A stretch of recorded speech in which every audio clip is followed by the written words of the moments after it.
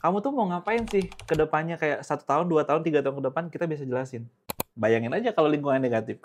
Hi guys, how are you today? Allah kamu sok Inggris. Nah, kan? Oi. Karena kalau kita bandingin diri sendiri dengan orang lain, tanpa kita kenal diri kita sendiri, nah itu ujungnya bakal selalu kita yang kalah. Nah, pada saat tampil, balik kepada yang tadi, semua orang akan berpikir bahwa orang-orang itu memperhatikan kita, padahal enggak. Masa sih, Kak? Enggak.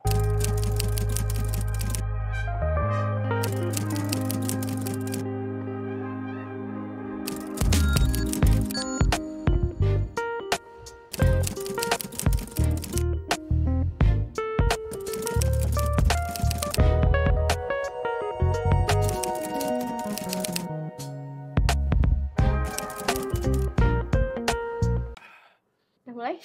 Hah? Udah mulai? Oke. Pagi guys, kembali lagi di live.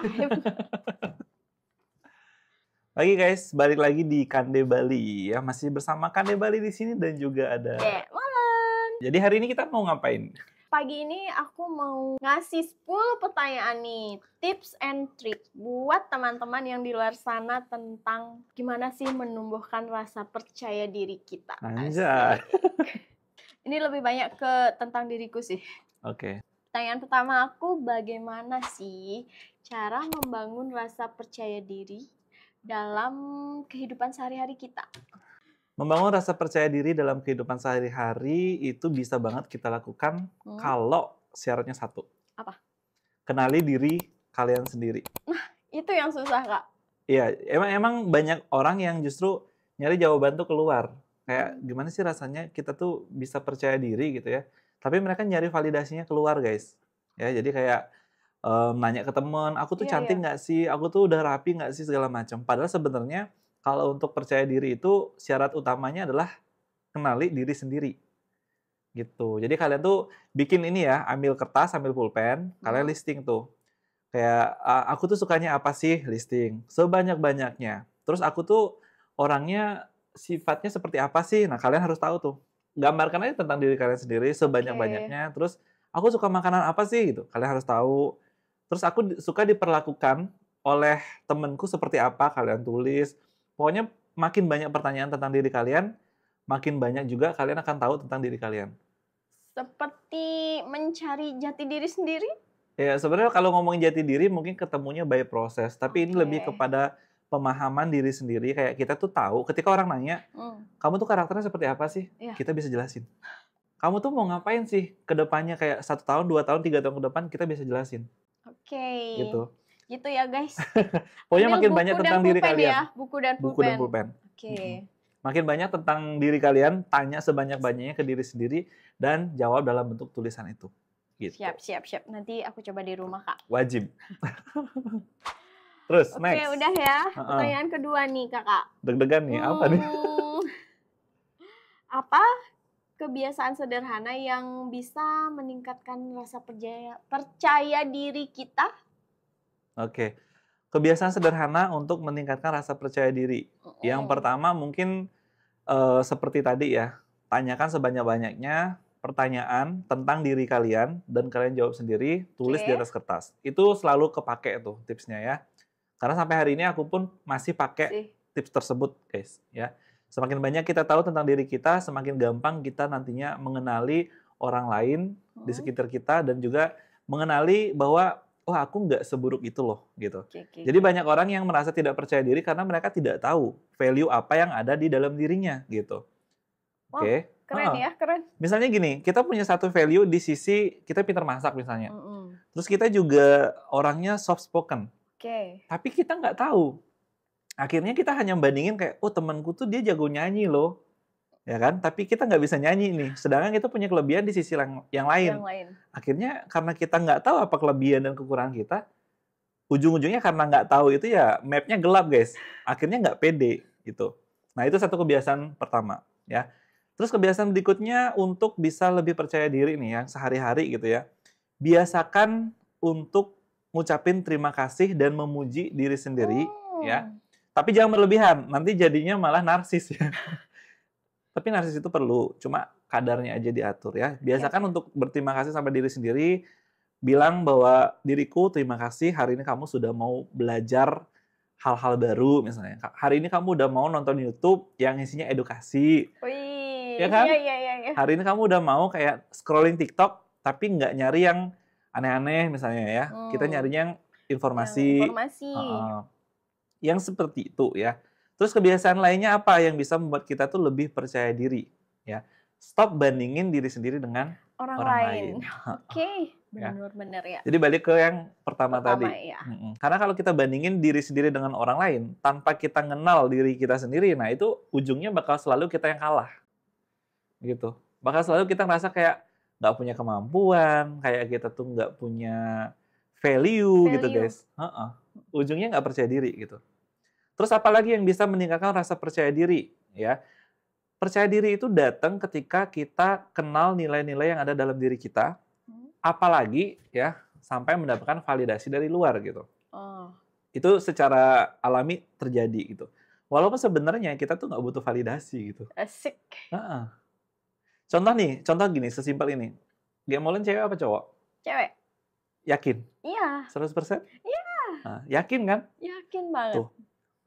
Pernah nggak Gemolen nanyain ke orang lain kayak, guys, aku nih cewek apa cowok? Pernah nggak? Nggak pernah sih. Nah, itu guys. Kalau kita udah percaya diri, berarti kita sudah mengenal nih diri kita 100%. Dia kan tahu ya bahwa dirinya cewek, dia udah periksa gitu kan. Udah tahu dari kecil bahwa dia cewek. Itu berarti udah yakin dan sangat-sangat mengenal dirinya. Nggak pernah kan dia pertanyakan, nggak pernah kan nyari validasi ke temennya, guys, aku cewek apa cowok sih? Nggak pernah kan? Gitu. Nggak pernah sih. Nah, itu maksudku guys. Jadi, ketika kita udah mengenal diri kita lebih dalam, kita nggak butuh validasi dari luar gitu. Oke. Keren ya. Kurang banyak? Nggak sih udah. Karena pertanyaannya masih banyak. Iya, pertanyaan masih banyak. Jadi itu salah satunya. Masih bisa dikembangkan lagi kok. Banyak kok sebenarnya. Nah nih, yang ketiga nih Kak. Okay. Ini sangat penting banget nih. Apalagi buat aku sendiri ya. Deg-degan nih. Bagaimana mengatasi rasa minder saat bicara di depan orang banyak? Nah, iya. Jadi ini banyak banget ya. Minder saat berbicara di depan umum gitu, guys. Yang biasanya terjadi, guys ya. Ini aku kasih tahu langsung aja, singkat ya. Biasanya kalau kita di depan umum, yang kita pikirkan adalah dia ngelihat resletingku nggak ya? Dia ngelihat rambutku udah bagus belum ya? Terus kayak dia ngelihat bajuku rapi nggak ya? Dia ngelihat segala sesuatu tentang aku gitu. Jadinya kurang percaya diri nggak sih kalau kita akan mempertanyakan diri kita gitu. Padahal tadinya kita misalnya udah prepare. Nah, caranya biar bisa untuk pede di depan umum, satu, prepare. Misalnya dari sisi materi. Terus dari sisi penampilan, kita cek dulu depan cermin kan. Oh, rambutku udah bagus, oke, resleting udah ketutup, ya kan? Bajuku udah cocok gitu kan. Barulah kalian tampil, ya kan? Nah, pada saat tampil, balik kepada yang tadi, semua orang akan berpikir bahwa orang-orang itu memperhatikan kita, padahal enggak. Masa sih, Kak? Enggak. Yang mereka pikirkan, aku belum bayar kartu kredit, ya kan? Oh, anakku udah ada yang jemput belum ya, gitu kan? Terus kucingku udah mandi belum ya? Banyak. Gitu pikiran mereka ternyata. Iya, sama aja gini. Kayak kalian misalnya. Matanya mereka memandang kita. Yes. Mereka nggak akan memperhatikan hal detail. Paling mereka dengar suara kita gitu. Kalau kita lagi public speaking kan. Sama kayak kita lagi ada di satu ruangan dan kita liatin orang lagi ngomong di depan. Apa yang kita pikirkan? Kita tuh nggak mikir kayak, sepatu dia kotor. Nggak, guys. Ya, lebih banyak kita mikir tentang diriku. Ya kan? Konteksnya diriku gitu. Pasti tentang diri kita yang lebih banyak kita pikirkan gitu. Pacarku di mana ya? Lagi ngapain dia gitu. Ya? Apalagi sama pacarnya gitu. Pasti bisa gitu. Jadi ya. Gitu. Jadi jangan overthinking ya, karena mereka tidak sepeduli itu dengan kita gitu. Ya, memang. Semua orang hanya peduli sama dirinya sendiri, guys. Ya, jadi pede aja, gaskan aja. Gaskan. Gitu. Siap. Itu tips singkatnya. Nanti yang lebih lengkap kita bikin lagi. Boleh. Nah, yang keempat nih, Kak. Ada berapa sih pertanyaannya? Adanya 10 sih. Lanjut. Yang keempat, apakah yang harus dilakukan kita ketika merasa tidak cukup baik dibandingkan orang lain? Nah, kayak aku nih ngelihat orang, ih dia cantik nih, kok aku jelek ya, kok aku gini ya, gitu. Ya. Gimana tuh? Sebenarnya semua pertanyaan tadi jawabannya sama. Sama. Karena aku ngasihnya yang essential, guys. Kenali diri kalian sedalam mungkin. Kenali diri. Sedalam mungkin. Maka kalian tidak akan pernah mempertanyakan diri kalian. kalian tidak akan pernah merasa kayak, oh dia cantik banget. Karena kita tahu diri kita lebih dalam, kita tahu value kita di mana. Misalnya, oh dia cantik banget, tapi dia nggak bisa masak, aku bisa, gitu. Oh dia cantik banget, tapi dia jomblo, aku enggak. Oh dia cantik banget, aku juga cantik. Banyak-banyak sebenarnya ya. Dengan kalian mengenali diri kalian, kalian tahu kelebihan kalian apa, kekurangan kalian apa, maka kalian akan bisa menilai diri sendiri dengan lebih berimbang gitu. Nggak cuma ngeliat orang cantik langsung ngedown. Iya kan banyak biasanya, ya tak dengar tuh ada teman-teman, ih dia pinter ini, aku kok nggak bisa ya, kayak gitu. Padahal sebenarnya bisa aja pinter nyanyi, ya kan? Karena Pinter yang lain tapi nggak digali jadi nggak tahu gitu. Mungkin belum memahami diri sendiri aja ya. Betul. Ini kurang lebih jawabannya, jangan sampai 10 semua jawabannya sama. Next. Oke, nggak apa-apa kan? Nggak apa-apa, aman aja. Biar lebih memahami tentang diri kita sendiri. Setuju. Yang kelima nih kakak. Gas. Jangan-jangan jawabannya sama. Pasti, karena itu udah esensialnya. Oke, bagaimana cara menghadapi kritik tanpa kehilangan rasa percaya diri? Nah ini mantap nih ya. Bagaimana menghadapi kritik tanpa kehilangan rasa percaya diri? Sesimpel gini guys, ketika kita mengenali diri kita ya lebih dalam gitu ya, kita tahu batas ego kita seberapa, kita tahu kemampuan kita seberapa, upaya yang kita keluarkan itu udah seberapa, itu kita pasti tahu. Nah, ketika ada orang memberikan kritik, kita udah bisa memposisikan diri. Oke, ini adalah masukan, gitu. Karena kita udah tahu batas ego kita seberapa. Kalau misalnya kita nggak tahu batas ego kita seberapa, pasti udah kayak setiap kritik yang masuk kita nggak akan terima. Marah langsung. Langsung marah, gitu. Karena ego, gengsi itu ada di setiap orang, dan itu harus dikontrol, guys. Dan kebanyakan orang yang aku temui gitu ya, egonya itu tinggi banget, tapi mereka nggak sadar gitu. Nah aku pun dulu begitu, sampai akhirnya belajar untuk mengenali diri sendiri, akhirnya lebih ngerasa kayak, oke, ternyata masukan orang-orang selama ini kalau aku cerna ya, ternyata memberikan dampak yang baik, justru baik ya banget untuk diriku gitu. Nah ketika kita paham itu, paham bahwa diri kita ini nggak sempurna, kita akan terima itu masukan. Oke. Dan tidak akan mengurangi apapun. Nggak akan bikin kita ngerasa nggak percaya diri dan lain sebagainya. Karena yang namanya masukan itu tujuannya membangun, guys. Baik buat kita juga. Baik, ketika kita cerna dengan baik, kita analisa, ya kan. Kalau memang ternyata benar itu masukan tidak ada di kita, ya artinya kayak memang kita kurang dalam hal tersebut, kita bisa improve. Gitu. Berarti di sini lebih ke nekenin ego kita ya kak ya? Iya. Makanya di mana-mana ya, aku selalu bilang, kenali diri kita sendiri. Karena sesimpel, kalau kalian buka webku pasti ada di situ. Mengenali diri sendiri itu sama dengan lebih mudah untuk mengenali dunia gitu. Iya. Dulu aku pernah ada di fase yang apa-apa tuh nggak tahu, terus kayak segala sesuatu tuh nggak sesuai dengan keinginanku gitu ya. Dan kacau balau lah intinya. Tapi ternyata kuncinya satu. Apa? Semakin kita terkenal dengan diri kita sendiri, semakin kita lebih mudah melihat dunia gitu. That's it. Cakep. Iya, emang gitu. Coba aja. Udah nih. Next. Udah guys, kita lanjut ya. Yang ke-6. Apa peran pola pikir dalam membentuk kepercayaan diri seseorang? Peran pola pikir dalam membentuk kepercayaan diri seseorang. Iya. Ya pastinya itu penting ya, karena pola pikir itu kan ada di otak kita ya. Otak kita itu adalah, kalau ibaratnya di elektronik, dia adalah ECU-nya. Itu kalau mobil ya. Dia adalah CPU-nya guys ya. Jadi prosesor kita itu yang sentralnya ada di otak. Dan pola pikir kita tuh ada di sana gitu. Jadi ketika pola pikir kita benar ya, struktural, terus dia mengenal informasi tentang diri kita lebih banyak, dia juga bisa mencerna informasi dari luar dengan berimbang gitu ya. Tanpa harus kayak ada ego yang memaksa, jadinya pola pikir ini untuk, oh cenderung aku lebih dan mereka kurang. Aku benar dan mereka salah dan lain sebagainya, itu ya itu akan menjadi sebuah kapasitas yang lebih untuk diri kita sendiri. Jadi penting banget pola pikir ya dalam kita berinteraksi dengan siapapun sebenarnya. Jadi ketika kita pola pikirnya benar ya otomatis meningkatkan kepercayaan diri itu sangat-sangat mudah.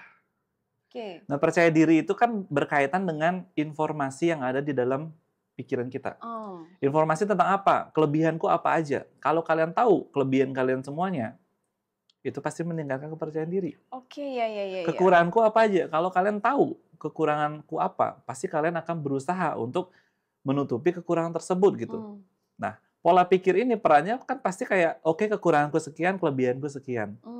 Ya kan? Pasti untuk mencerna itu kan. Ternyata kelebihanku lebih banyak loh. Ngapain aku harus pikirin kekuranganku? Iya.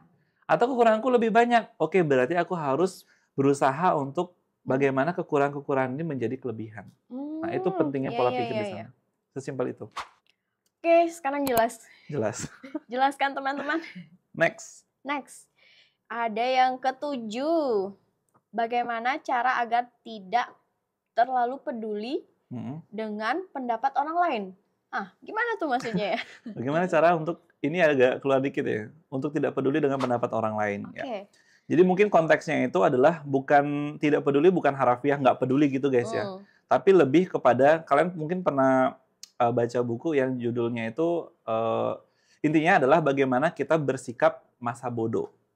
Ya, itu adalah satu seni guys ya, di mana artian dalam pertanyaan ini adalah ketika orang memberikan pendapat, ya, kita tidak peduli di sini berarti kita berusaha untuk tidak terganggu dengan pendapat itu. Contoh, kalau pendapat orang lain tentang kita misalnya negatif untuk kita, ya bagi kita kayak, aduh menjatuhkan aku ya gitu, ya, kita tetap akan mencerna itu, kita tetap akan evaluasi, tapi kita tidak mengurangi rasa kepercayaan diri kita, gitu. Tidak membuat kita jadi down. Nah, itu maksudnya untuk tidak terlalu peduli dengan pendapat orang. Bukan berarti orang ngomong apa kita nggak usah dengerin. Nggak gitu. Oke, ya. Gitu. Berarti hampir mirip sama pertanyaan tadi ya. Iya, semuanya sebenarnya sesimpel ya. Pokoknya kenali diri kalian. Pokoknya di video ini guys ya, kalian dapat satu poin aja. Kenali diri kalian lebih dalam, maka kalian akan lebih mudah untuk mengenali dunia. Gitu dong. Meskipun pembahasan hari ini 1 poin, tapi itu kayaknya agak susah deh. Ya, itu berat, memang ya? Harus dibiasakan. Oke, next ya. Pertanyaan ke-8 nih, Kak. Apa dampak dari lingkungan terhadap tingkat kepercayaan diri seseorang? Dampak dari lingkungan terhadap tingkat kepercayaan diri seseorang. Jadi kemarin kita bahas tuh yang psikologi merubah ya. Jadi kayak salah satunya itu ada di sana, lingkungan itu bisa merubah pandangan kita terhadap diri kita sendiri. Nah, sesimpel gini guys, cakupannya sangat luas sebenarnya. Kalau kalian bergaul dengan 5 orang pencuri misalnya, ya kan? Maka secara nggak langsung kalian juga akan memandang diri kalian sebagai bagian dari mereka. Oke? Sehingga kalau kalian keluar ke depan umum gitu, pasti ada sedikit rasa takut, rasa khawatir, dan akhirnya nggak pede gitu. Kalau kalian bergaul dengan 5 orang misalnya pemain bola, kalian pasti ngerasa vibes-nya kalian adalah ya bagian dari pemain bola. Keren gitu kan. Nah, ketika kalian keluar pasti kalian lebih pede, oh aku temennya si ini. Nah, itu tuh ngaruh. Nah, sesimpel juga nih, kalau misalnya lingkungan kalian adalah lingkungan positif, ya ketika kalian punya kemajuan gitu ya, kalian belajar misalnya bahasa Inggris, baru hafal 10 kata, ya kan? Ya. Terus diapresiasi oleh lingkungan karena mereka mengerti gitu bahwa proses untuk kita bertumbuh itu nggak semudah itu. Dan 10 kata kita hafal pun itu adalah kemajuan. Mereka bilang, wah kamu keren, udah bisa sampai di tahap ini. Itu akan memberikan kepercayaan diri yang lebih baik untuk kita. Gitu. Bayangin aja kalau lingkungan negatif. Hi guys, how are you today? Allah kamu sok Inggris. Nah, oi, gak enak banget tuh. Makanmu aja masih makan apa nasi jingo gitu kan, sok Inggris. Nah, bayangin kalau kayak gitu, nggak akan maju, nggak akan percaya diri kita. Nah, itu kurang lebih lingkungan itu pengaruh banget untuk kepercayaan diri kita. Untuk kita sendiri. Pasti. Gitu, makanya bergaulah dengan yang positif-positif. Ayo guys, mulai dari sekarang bergaulah dengan orang yang positif. Termasuk tontonan juga ya. Tontonan ya. Kita akan berusaha ngasih tontonan yang baik untuk kalian, jadi subscribe guys. Jangan lupa juga di-share ke keluarganya ya. Komen dan share. Komen juga. Oke, lanjut. Ada yang pertanyaan ke-9 nih kakak. 2 lagi pertanyaan ya teman-teman. Nice. Karena gini ya, kita kan nggak bisa lebih dari 15 menit kan, karena akun baru gitu. Makanya buru-buru dikit. Jangan lupa ya guys, disupport biar bisa sampai 30 menit kalau bisa. Anjay, kok 30 menit? 1 jam, 2 jam nanti. Nggak, bercanda guys. Lanjut. Yang ke-9 nih kakak. Bagaimana cara membangun rasa ulang. Mm-mm. Bagaimana cara membangun percaya diri setelah mengalami kegagalan? Aduh, Oke, sakit nice. sekali. Membaca aja udah sakit nih. Gimana membangun kepercayaan diri setelah kita mengalami kegagalan? Ya kan? Nah, gini guys, aku pernah gagal ya beberapa tahun lalu dan itu dampaknya besar banget untuk aku pribadi. Gimana caranya kita bangkit? Ya balik lagi ya. Kalau kita kenal diri kita, ya, kita akan bisa melakukan evaluasi. Jadi kegagalan itu kan terjadi pasti ada alasannya, Alasannya gitu ya, ya. iya. Dan kita harus paham dulu ya, namanya kegagalan itu belum benar-benar gagal kecuali kita berhenti, iya kan? Oke. Karena kalau kita lakukan lagi dan kita evaluasi nih kesalahan kemarin, oh ini kesalahannya, kita coba untuk perbaiki gitu. Dan kita lakukan lagi dan ternyata berhasil, maka itu nggak ada yang namanya kegagalan gitu. Itu adalah proses gitu. Sampai akhirnya kita berhasil. Nah, bagaimana bangkit dari itu adalah dengan kita kenali tentang diri kita. Kita kenali tentang apa kesalahan-kesalahan yang kita lakukan pada saat kegagalan itu terjadi. Oke. Gitu. Dan penting banget pola pikir tadi, ya. Ingat bahwa kegagalan itu bukan sebuah kegagalan kecuali kita berhenti di situ gitu. Jadi banyak orang yang ngomong begitu dan itu nggak bullshit, guys. Itu beneran gitu.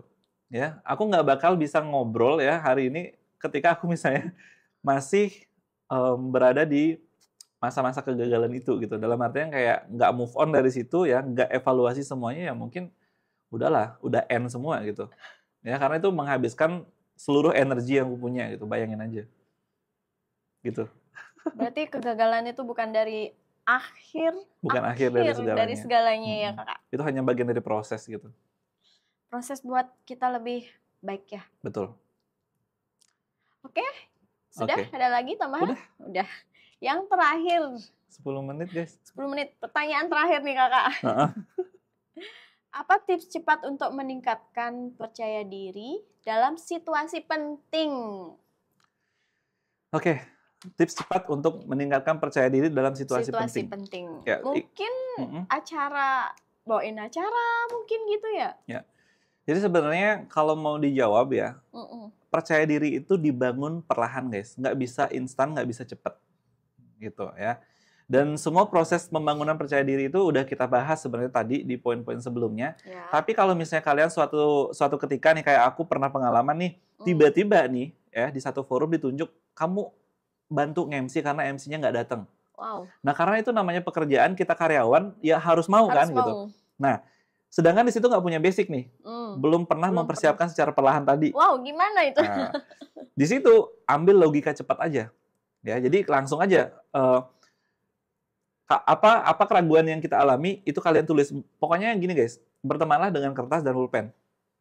Always. Ya. Jadi buru-buru aku ambil kertas dan pulpen waktu itu. Oke, aku mau nge-MC. Kerangkanya apa? Ya udah, pembukaan. Apa pembukaanku? Ini aku buat ya kan. Ini dari persiapan materi kan. Terus pertengahan ada jokes. Jokesnya apa ya? Aku cari, aku buat. Terus nanti penutup kata-katanya apa? Aku buat. Sesimpel kayak semua acara pasti ada pembukaan, ya kan? Ya, ada isinya, ada penutup. Itu dulu. Kedua, baru aku merhatiin penampilan. Rambutku udah rapi belum ya? Kalau memang belum, ya sisiran dulu lah gitu. Ya. Fokus kepada hal-hal yang bisa kita kontrol. Di luar itu, mau orang ngomong kita apa, mau orang ngelihat kita apa, nggak bisa kita kontrol. Jadi lupain itu. Fokus ke yang bisa kita kontrol. Ya, kayak tadi materi, ya udah aku bikin materi.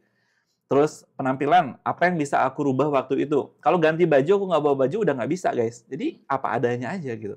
Ya. Terus jokes-nya mungkin aku bisa tambahkan di sana, kayak gitu kan. Dan sesimpel, oke, ini adalah kondisi darurat, ya MC-nya nggak datang, dan aku disuruh MC, gitu kan. Apa nggak gemetaran tuh, Kak? Gemetar. Tetap gemetar, itu nggak bisa kita kontrol. Ya, tapi kita hanya berusaha untuk memberikan yang terbaik pada saat itu, gitu. Jadi cara cepatnya yaitu, fokus kepada hal-hal yang bisa kita rubah dan kontrol pada saat itu doang. Nggak ada cara lain, ya. Simpelnya apa, Kak? Simpelnya nerima aja, guys. Nerima dan yakin aja, gitu. Jadi yang aku lakukan waktu itu adalah satu, aku nerima, kedua, aku yakin aja. Yakin bahwa aku memberikan yang terbaik. Masalah itu akhirnya baik menurut orang lain, ya aku nggak peduli. Ya, karena nggak bisa dirubah, gitu. Gitu, toh aku udah berusaha ngasih yang terbaik. Berusaha yang terbaik, ya. Betul. Oke, beres pertanyaan 10. Ya, jadi semoga bermanfaat buat kalian teman-teman ya. Jangan lupa di-subscribe ya, di komen juga di bawah, sharing kalau kalian punya pengalaman atau pandangan yang lebih baik gitu ya. Terus juga jangan lupa untuk Di-share ya. di-share. Pantengin terus channel kita ya. Mungkin itu Oke aja. guys, makasih kakak. Udah Agak ngebut ya karena ternyata kemarin kita bikin 20 menit guys, nggak bisa nggak di-upload. bisa di-upload sekalian ya, kasihan Harus ya. di bawah 15 menit. Jangan lupa ya guys, didukung channel baru kita. Ada adik. Ada adik. Oke guys, thank you for watching. See you on the next video. Ada Luka di sini. Bye-bye. Apa di lokasi? Kande Bali di sini dengan Gek Molen. sampai jumpa. Dadah. Dadah. Di lo- Hah? Bisa, tapi harus dipotong jadi 2 part. Kali Diana.